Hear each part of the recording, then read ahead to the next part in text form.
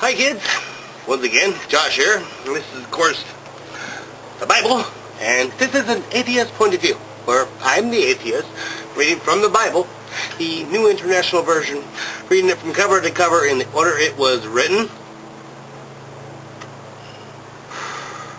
And I smoke cigarettes. In the order that it was written, because that's just probably the best way to read any book, don't you think? Yeah, okay. And I'm only reading one chapter at a time and making, one video per chapter because there's a lot to read. I mean, I am already well aware. This is going to take a while. I'm outside. No shit.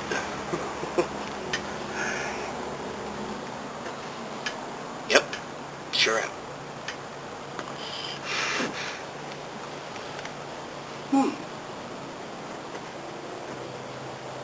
Oh.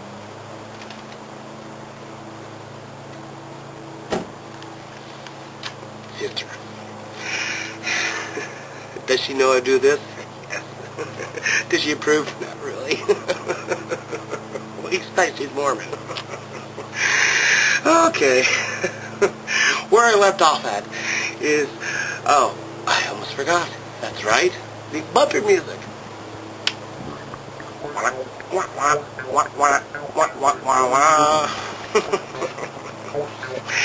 Okay.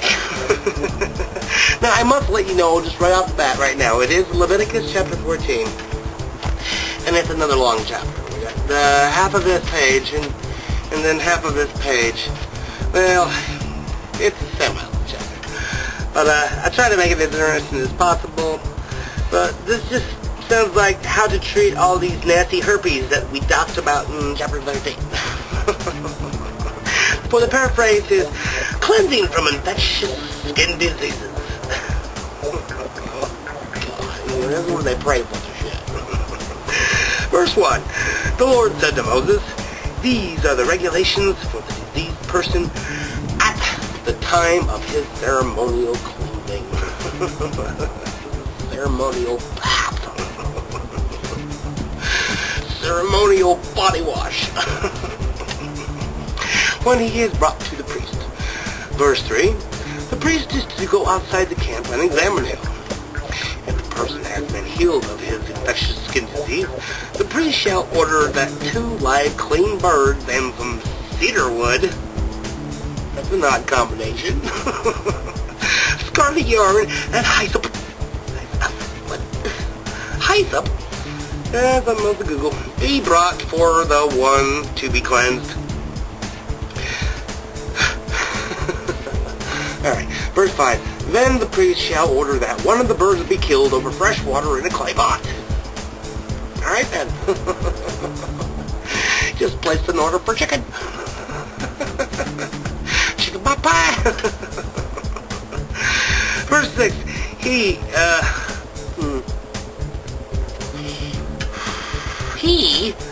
is then to take the live bird and dip it together.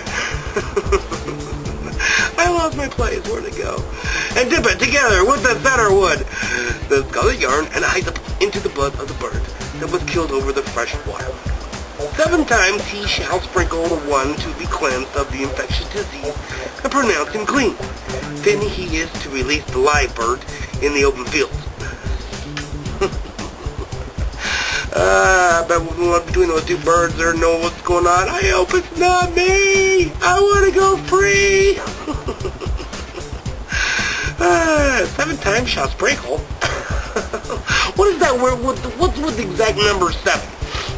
What do they go over? Did they fuck up?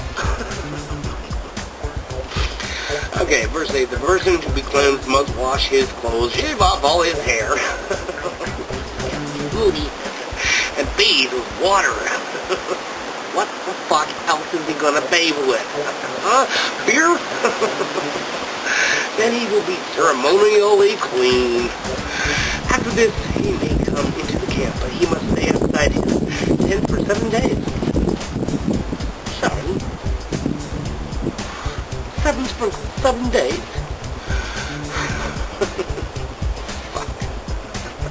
Personally, on the 7th day, he must shave off all his hair. All of it? exactly how can one shave one's nuts in biblical times? It's not like they had Gillette back then. It's not like waxing was an option. So, I mean, he's using a fucking rock, if anything. His head, his beard, his eyebrows, and the rest of his hair. Oh, God. I mean, this is going to be gruesome. He must wash his clothes and bathe himself with water, and he will be clean. I don't know. Crazy. Alright, verse 10. On the 8th day he must bring 2 male lambs and 1 ewe lamb a year old. Ew. Each without defect, along with 3/10 of an ephah of fine flour mixed with oil for a grain offering, and 1 log of oil. A log of oil? What? I've heard of a log of oil. I've heard of a log of wood. I've heard of a log of shit. A log of oil. Alright, verse 11. The priest who pronounces him clean shall present both the one to be cleansed and his offerings before the Lord at the entrance to the tent of meeting. And there's only one entrance, there's not an exit.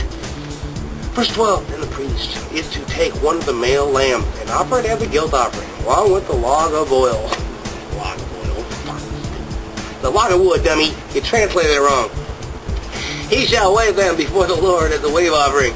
He is to slaughter the lamb in the holy place where the sin offering and the burnt offering are slaughtered. In that place, you know, where the blood, the chalk line outlines are. That's where they kill them. Previous victims look for them. Like the sin offering, the guilt offering belongs to the priest. It is most holy. Verse 14. The priest takes some of the blood of the guilt offering and put it on the lobe of the right ear. Oh, this nasty fucking bloody makeup shit again. Of the one to be cleansed. On the thumb of his right hand and on the big toe of his right foot. It doesn't work on the left, don't you know? Once again, lefties are bullshit. Verse 15, the priest shall then take some of the... What if he didn't have a right foot, huh? Then what? Oh, I guess he wouldn't be perfect for the whole ceremony anyway, would he? Okay. Verse 15, the priest shall then take some of the log of oil, pour it in the palm of his own left hand. Because he's not a righty. What you gonna do with that oil in the palm of your left hand? Verse 16, dip his right forefinger into the oil in his palm, and with his fingers sprinkle some of it before the Lord 7 times. What? Wait a minute. Some of it? Hey. Let's see where that's up. Verse 16, I read that. Verse 17, the priest is to put some of the oil remaining in the palm on the lobe of the right ear of the one to be cleansed, on the thumb of his right hand, and on the big toe of his right foot, on top of the blood of the guilt offering. Did you get all that?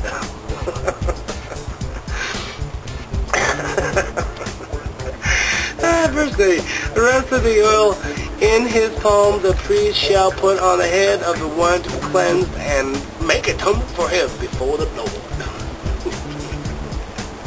He was there. I saw him. It was Yahweh. He was the one in the suit. Verse 19, then the priest is to sacrifice the sin offering and make atonement for the one to be cleansed from his uncleanliness. Dirty bastard.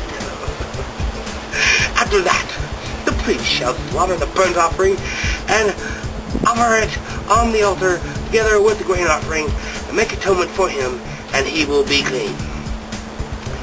Alrighty then. Verse 21, if however he is poor and cannot afford these, he must take one male lamb as a guilt offering to be waved to make atonement for him, together with the tenth of an ephah of fine flour mixed with oil for a grain offering, a log of oil, and 2 doves or 2 young pigeons, which he can afford. One for the sin offering and the other for the burnt offering. Because pigeons are cheap, man.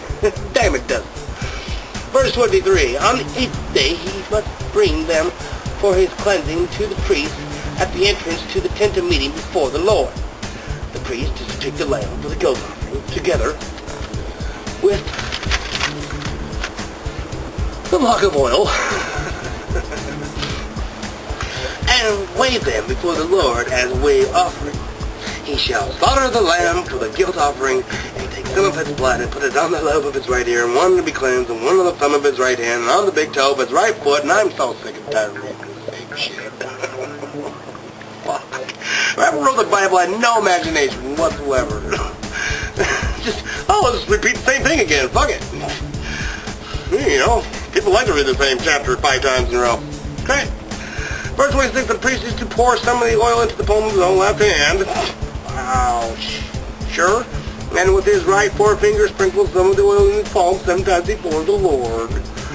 Yeah, never saw that one coming in. Verse 28, some of the oil in his palm he is to put on the same places he put the blood of the guilt offering on the lobe of the right ear and on of the one to be cleansed. He's only going to wash one ear. They're only going to bless one, the other one, fuck it, because it's the lefty. On the thumb of his right hand and on the big toe of his right foot. Stupid shit. Verse 29, the rest of the oil in his palm the priest shall put on the head of the one to be cleansed. You got a thing left over? Jack up with it. To make atonement for him before the Lord. Verse 30, then he shall sacrifice the doves or the young pigeons which the person can afford.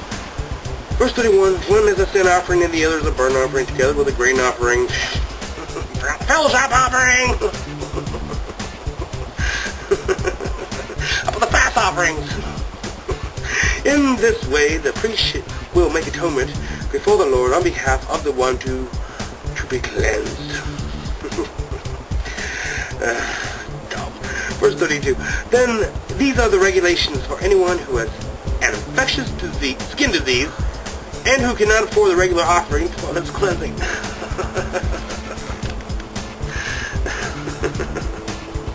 It's kind of like welfare. It's the clinic downtown. Oh, you know I have insurance? Well, I gotta go to the clinic. Alright. Verse 33, the next paraphrase is cleansing from mildew.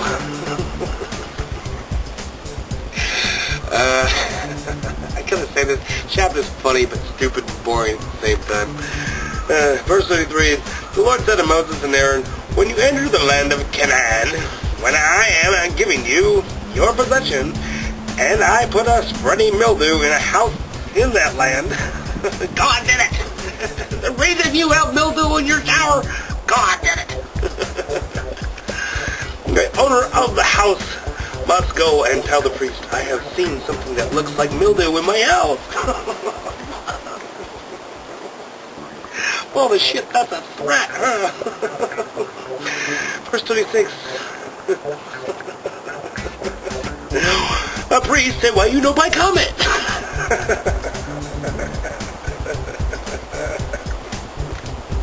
I'm kidding, that's not the priest. The priest is to order the house to be emptied before he goes in to examine the mildew. Be a professional examiner of the mildew. Before he applies the comment. So that nothing in the house is pronounced unclean. After this, the priest is to go in and inspect the house. He is to examine the mildew on the walls, and if it has greenish or reddish depressions that appear to be deeper than the surface of the wall. Okay, reddish or greenish. You got it. Verse 38, three shall go out the doorway of the house and close it up for 7 days. Why not just 6? Why did you decide for a couple? Why does it always have to be 7? On the 7th day, the priest shall return to inspect the house. If the mildew had spread on the walls, He is to order that the contaminated stones be turned out and thrown into an unclean place outside the town. I bet all those lawnmowers probably picked really good up right now, huh? Yeah. I hear all this shit later, along with you. Verse 41, he must have all the inside walls of the house scraped and the material that is scraped off dumped into an unclean place outside the town. Sanitation. Okay. Verse 42, they are to take other stones to replace these and take new clay and plaster the house. Verse 43, if the mildew reappears in the house after the stones have been torn out and the house scraped, plastered, re-drywalled, and they put in new tile, the priest is to go and examine it, and if the mildew has spread in the house, it is a destructive mildew. Mildew ninja.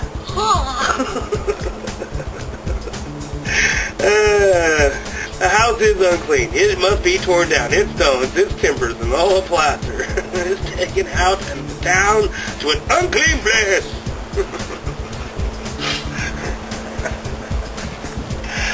Alright, where do we leave off? Okay, verse 46. Anyone who goes into the house while it is closed up will be unclean until evening. As soon as the sun sets, you're no longer dirty.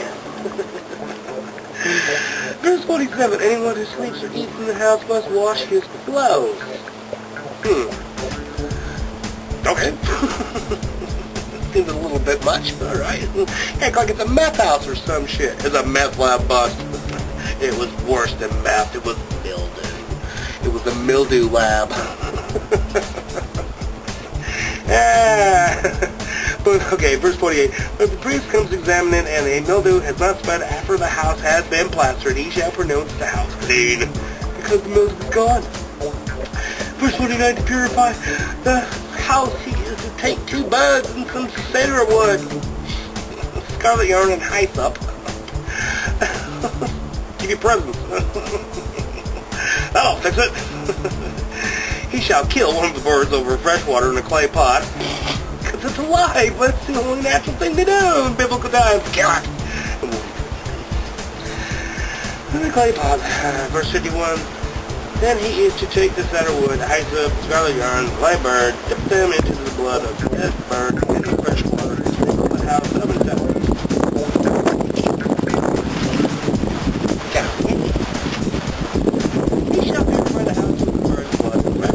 Water, and live bird, the cedar wood, the hyssop, and the scarlet yarn. Then he is to release the live bird in the open fields outside the town. I know I read this shit earlier. Stupid motherfucker. Can they just say this works for the mildew too? No, of course not. Too easy. In this way, he will make atonement for the house, and it will be clean. There are the regulations for any infectious skin disease, for an itch, for mildew in clothing or in a house, and for a swelling, a rash, or a bright spot, to determine when something is clean or unclean. These are the regulations for infectious skin diseases and mildew. I hope that didn't check. That's all I was fucking about. Mildew and herpes. Well, kids, once again, this has been Josh, and this has been the Bible, and Edith, point of view.